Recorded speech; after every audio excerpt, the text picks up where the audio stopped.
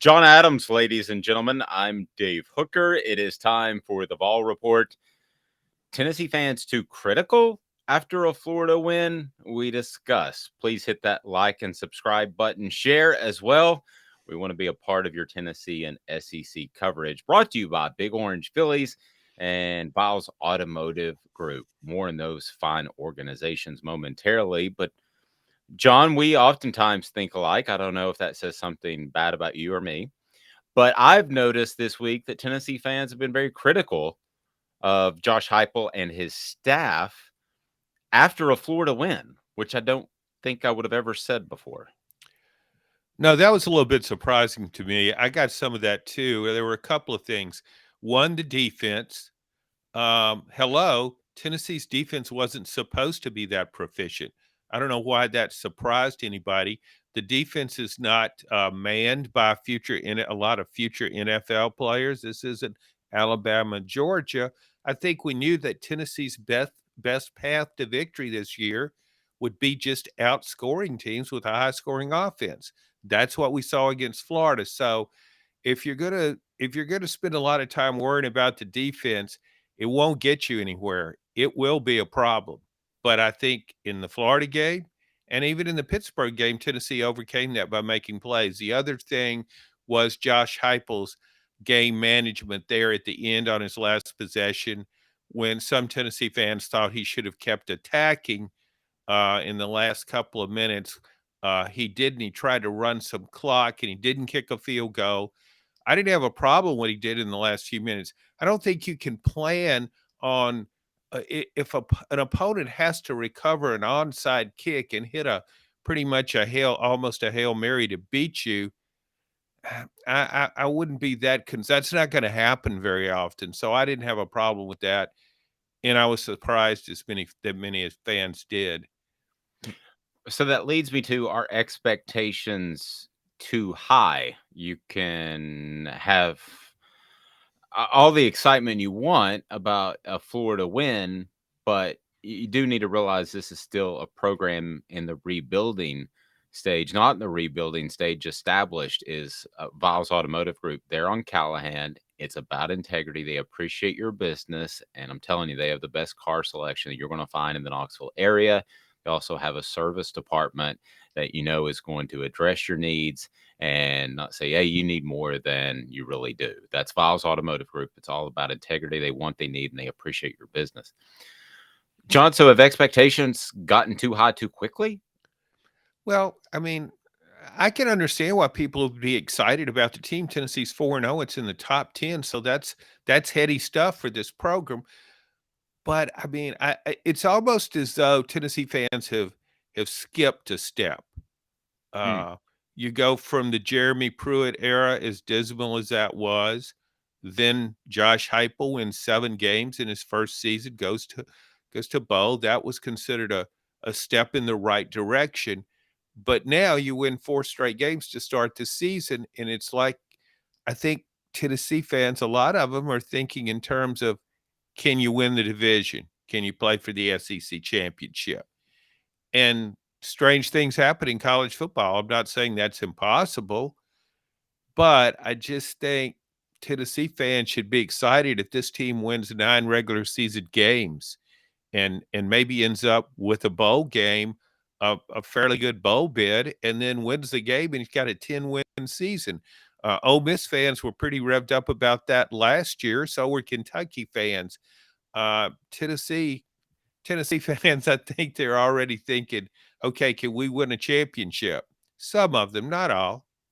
Yep. And also, I wonder about the whole concept of Tennessee fans just saying that you can make certain play calls or make adjustments schematically and make this defense better.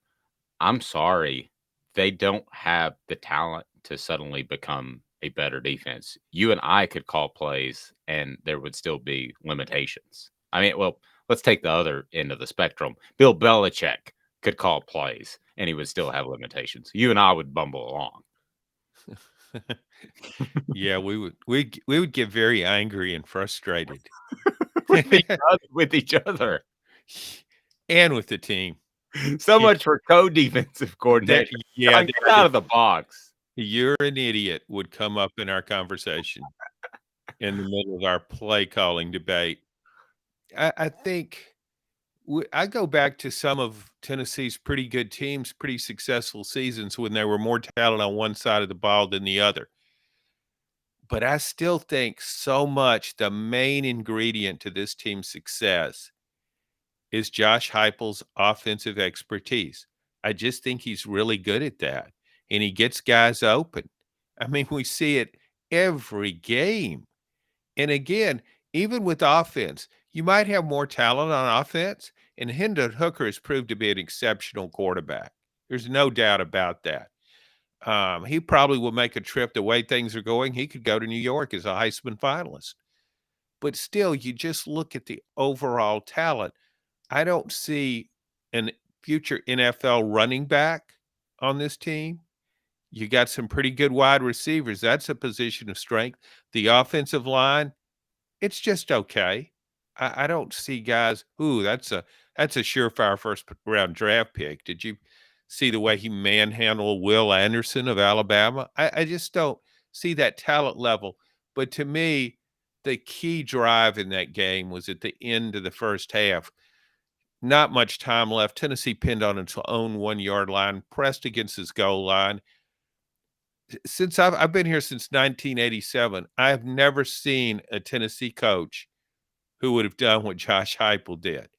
Most coaches, not just Tennessee's, okay, let's run the clock, punt the ball away, and get out of here without something really bad happening.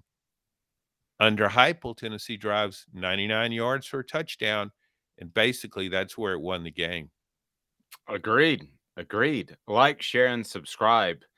We want to be a part of your Tennessee coverage with John Adams. I'm Dave Hooker. Brought to you by Big Orange Phillies. There's not a Tennessee game this weekend, which is kind of neat because you can sit back and watch all of the games at Big Orange Phillies, have a fantastic time with great food, shoot some stick. They got billiards, throw some darts, and also they've got karaoke. John, have you ever belted out a karaoke song?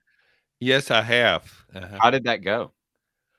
I thought it went really well. It was at Daytona Beach, and there were 2 young women there, and we got together for, it was an Eagles song. I wanna say maybe Desperado, and I've also done, "Candle in the Wind" by Elton John. Desperado. Well, why don't we come to our senses and talk Tennessee football? So, John, you have a Heisman vote. I have a Heisman vote. If you voted today, who do you cast as number one? I would still put Bryce Young there, and I don't think I was on another show and we did that, and uh, one person didn't include Bryce Young in his on his ballot. I can understand that. The thing that sets Bryce Young apart to me from everybody else is that Tom Brady-like ability to raise his game when a game is on the line. He did that against Texas. That team was beaten, and you need a highlight moment, a Heisman moment, and he had that when the blitzing Texas defender comes in. He's just about to take Bryce Young's head off. What does he do? He ducks and he almost goes down to the ground, but not quite. He avoids a tackle, runs 20 yards for first down. The drive stays intact. Alabama goes on to win the game. So I still really like Bryce Young. I also like Stetson Bennett of Georgia for some of the same reasons. I think he's improved so much since he's been at Georgia, and he does so much in the course of a game. Not as much statistically as some guys. And then I would probably have Hendon Hooker of Tennessee third because these guys just all make plays to help their team win games. Just getting to New York would be monstrous. And I don't know if you saw the television numbers, but up 34% from the same time slot last year. College game day, its final hour was up about 30%. The streaming numbers were up. There is something tangible or intangible about Tennessee football that gets people excited. And part of it's this offense. And I think part of it's that it's Tennessee, but I thought the television numbers were a very strong indicator that the SEC and college football as a whole, and you're not a homer, I'm not a homer, is better when Tennessee is relevant. I think it's better, college football is, when all of the traditionally successful teams are doing well. I would like to see Nebraska better because I remember the Nebraska dynasty, one of the great dynasties in college football history. I'd like to see Southern Cal really good again. It's got a lot of tradition. There's just a lot that goes along with that program. So yeah, you're right. In Tennessee, and this team makes you said we're not homers. Well, no, I've rarely been accused of that as a columnist, and I've been accused of being too critical, but this team and this coach make me come across as a homer. I'm not going to be critical just to be critical, but I really like the way this guy runs a game. I really like his demeanor. I think he relates to players well. So, I mean, compared to some of the stooges Tennessee has had walking its sidelines, getting millions of dollars to coach bad football teams, this guy's a huge step upward. And one more thing, this illustrates to me just Tennessee fans are, I mean, Tennessee has some of the best fans in the country. You just can't deny that. I agree. And when we look at some of the analytics on our YouTube channel, there's a ton of people that watch our show from New York City. It's one of our top markets because there is that. I was stunned when I saw that after month one, but there is that fandom that is out there and just doesn't go away being a traditional program. It's kind of like Baylor can be good and then they fade away. But if they come back, I don't know that they have the same return. I just picked Baylor out of nowhere. But John, there's been this notion that with conference realignment, that the Tennessee Florida annual series could go away. I know it's been one sided, and I understand that. But what it means right now and the lead up to the game and the response that I referenced in those viewers numbers. Um, no, I don't care if it's one side or not. This is a rivalry. This needs to be maintained. I feel very strongly about that. Well, Dave, the thing is, under the future alignment of this conference, you can't have you can't maintain a rivalry with everybody. I Right. mean, I really like the Tennessee Georgia rivalry. And I used to like, this goes back years ago, many years when I wasn't even at Tennessee, but Tennessee and Auburn used to play a lot of really good games. I'm going back a long time now, back to when Pat Dye was a coach at Auburn, Johnny Majors was a coach at Tennessee, late 80s. Excuse me. So, yeah, these rivalry, you just can't have them all. I like that. I love the Florida Tennessee rivalry, even though it's been one sided. There's just been a lot of things happen in it, a lot of things off the field that have been very, we've discussed so much through the years, and but I don't know. I also like the idea of seeing Oklahoma and that Sooner Schooner roll into Neyland Stadium or go to Athens, Georgia. I mean, Texas. I don't think do they bring Bevo on the road? Do they say That doesn't is seem that? safe. No, it doesn't. I mean, What could possibly go wrong there? but here's the thing. I mean, I can see Smokey going after him. I mean, Smokey probably thinks he's a big dog, and he's not very big. But yeah, you just think of these the Sooner Schooner. That's not safe either. I mean, would you want to be riding that thing with some college kid Oh, steering it? Are you kidding no. me? No, I walked up to Mike the Tiger one time on the sideline at LSU, who Tennessee will play next after the bye week. And I thought, hey, this is cool to be this close to a tiger. And he didn't roar at me, but he hissed like a cat. And I was very, very scared and cried a little bit and got away from that tiger. It was in a cage as fast as I could. Well, yeah, there's okay, he's in a cage, and now he's in this opulent, enclosure. He lives better than most people do, but it's just the idea, how fierce he is, and you know how cunning those big cats are, and you just saying, "I don't think he can get out of there."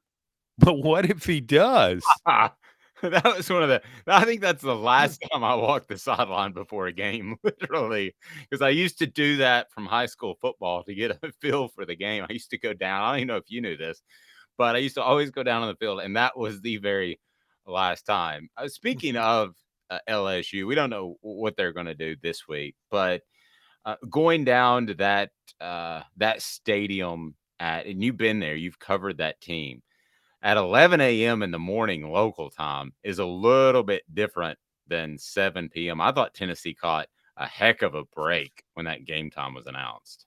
Oh, Dave, there's no question about it. I was thinking after the Florida game and having watched LSU's gotten better. It lost a tough game to Florida State, and Florida State's proved to be really good. It's unbeaten right now, so it's not the awful Florida State that we've seen recently. So I thought, okay, LSU's getting better. I don't see Tennessee winning that game. But when they announced the kickoff time, I thought, Tennessee can win that game. It's a completely different venue. When you play at 11, I've never understood why can't you have a game in the Eastern time zone in that game? I mean, 11 a.m. for LSU fans. I mean, they they don't have much fuel going on at that time. But you put them at night and they've had a day to drink. It's a different world, and the volume is completely different. I think you could say the same thing about Neyland Stadium. There's great disparity between an early game, a noon kickoff, and one at 7:30. Yeah, I agree. So, does anything change in your mind? It sounds like you were already high on Josh Heupel anyway, but based off the fact that they did survive and all the things you mentioned, does it adjust your thought process of him? Please hit that like, share, and subscribe button, especially the subscribe button. And it's brought to you by Vols Automotive Group, the Vol Report, and Big Orange Phillies. Vols Automotive Group on Callahan and has integrity first and foremost. So you'll know that. Big Orange Phillies, great food, great place to hang out and watch the game. So, did you see anything from the game, which would definitely be the biggest win under Josh Heupel at Tennessee? Did you see anything that changed your viewpoint of him, or maybe just reinforced what you already thought? It just provided more confirmation. Again, I go back to that drive at the end of the first half. That was unusual, and there were some great plays in the drive, and there also were some great calls. He coaches offensively with tremendous confidence, and he believes in his system. And when you do that, the players believe too. I think the players reflect their coach. And another, I think, a positive factor with Josh Heupel is the players play loose. We've seen a lot of Tennessee Florida games through the years, and going back to the Steve Spurrier days at Florida. And which team was more loose? It was always Florida. It was very confident, and but I think Tennessee went into the game with Florida very confident too, even though the record of the series said no way it should be confident. You're hallucinating. You shouldn't feel good about winning this game. There's 16 Florida wins and one Tennessee win in the last 17 years. So I just think there's real confidence with this team, and I think that's one of the reasons it's won two close games. Easily could have lost to Pittsburgh in Pittsburgh earlier in the year, and easily could have lost to Florida and won both games. Get down to Big Orange Phillies. Enjoy football this weekend. And if you're in the car shopping mode, Vols Automotive Group is the place to go. Fantastic selection. If you need your car serviced, that's Vols Automotive. For a piece, John Adams, I'm Dave Hooker. So, presentation of Off the Hook Sports, the Vol Report, brought to you by Vols Automotive Group and Big Orange Phillies.